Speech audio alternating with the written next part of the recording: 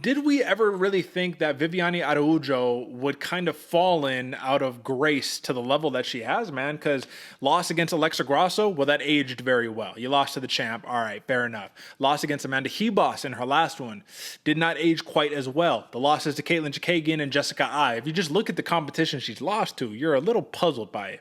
Because then you look at the wins. Andrea Lee, Roxanne Modafferi, Montana De La Rosa, Alexis Davis. I mean, it doesn't look good, AJ. And I thought that Viviane Araujo had a lot of promise, and I think that she still does. If we had to pinpoint what has been the catalyst of why she just can't get the dub in these fights, like what would you say it is? There, that's a good question. I would say finding her moments, like whenever she's presented with an opportunity, she somewhat fumbles. Like when she's starting to get up in the fight, getting to where she feels comfortable, there's always a pivotal moment. We see it all the time in fights where it's one swing of the turn, or one swing of the fist, I should say, sets you up for a different outcome of the fight. Viviane Araujo, at least as of late, has really struggled in finding her lane, if you will. And I think that's one of the big things. I was even watching that Amanda Hebos fight recently, or literally just a couple hours ago, and Viviane Araujo has this presence to her where she can control things, where she can look good in certain instances.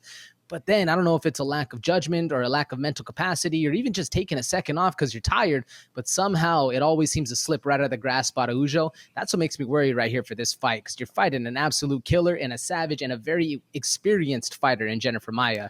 What do you think, Derek? Is it that lack of just slight focus? Is it a physical thing? What do you think? I think part of it is a physical thing, man. She has so much muscle mass, right? So she's carrying a lot of muscle, a lot of strength, a lot of power. She imposes her will a lot of the time until it gets a little later in the fight.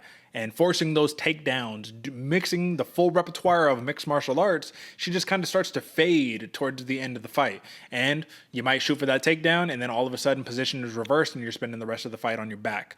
Do I anticipate that here? Not quite, man. Jennifer Maia is not the fighter who's going to be looking to take you down. So this is definitely an advantageous spot for Araujo, except I don't think that it is, because Jennifer Maia, great Muay Thai, great stand-up, and if she's proven that she can box you up for 15 straight minutes, I mean, she's done it time and time again. So that's why I'm saying this is my prop lock of the night. Jennifer Maia on points, smash spot, minus 145 with the odds. I love this price on Jennifer Maia, simply because Araujo still carries a big enough name to where I think Jennifer Maia would be a much larger favorite, given Araujo fights the way that she normally does. What path can she take, though, to mix it up? Does she just have to lay and pray? Does she have to hold Jennifer Maia down, not let her get her offense off? Like, what's the path to victory for Araujo here? I mean, I think that's a great path, Derek. You're right. You get to the hips, you take Maya down, you beat her up 15 minutes, you work the clock, you work the judges. Yeah, that all that works as well, and it can happen. Araujo does have slick takedowns, so she could get there. We even saw it in the Hebos fight. She's able to get the fight to the ground. But the thing is, with Jennifer Maia, she has a way of hurting you and making you pay every time you come in for that. So if Araujo is also able to control that distance, be the slickster on the feet, get her worried, get Maya thinking that this is just going to be a stand-up fight, and then take it to the ground. Then you can start working some things. Have Maya not really sure what your attack's going to be. I think that's going to be the best method right here for Araujo. Do you see another path, Derek? I think that with that 4-inch reach advantage, she can really put that stick on Jennifer Maia. Keep her at bay. Just keep popping it out there. Pop it, pop it, pop it. Just don't let her find her rhythm, because once she does, it's going to be game over from there. But also throw in that threat of the takedown. The problem is, man, Jennifer Maia is no slouch when it comes down to her takedown defense. I don't have the numbers in front of me right now, but let's just take a look at the Marina Moroz fight. A lot of people were banking on Moroz on that one. We know Moroz is a good boxer, but she can also take you down and start wrestling with you. Jennifer Maia, she beat her up for 15 minutes, man. It was not a fun outcome right there. For Araujo, on that other hand, man, I think it's going to be a very similar situation. If she cannot take her down, you have to be active with the hands. You have to be getting out there throwing a super high strike count, because Jennifer Maia, like I said, man, on the feet, it's going to be a little bit of a problem.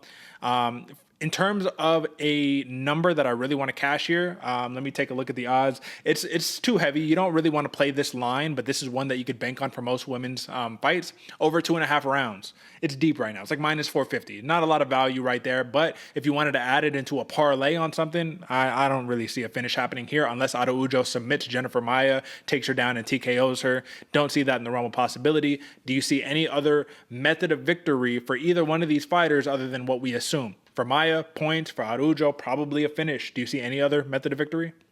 Nah, Derek, I'm right there with you. That's why I was browsing the props for this week's show, man. And I think that Maia by points is one of the most likely outcomes to be. We've fallen in the trap before for minus money. I don't see it happening again, folks, but we've been wrong before. And if we are, you know who's going to be accountable. But I do think that's the most effective and most likely outcome for this fight. Absolutely. So bank on it. Jennifer Maia by points versus Vivi Araujo should be a fun one, but this is something to propel Jennifer Maia back up towards where she was before. Title shots, things of that nature. All right.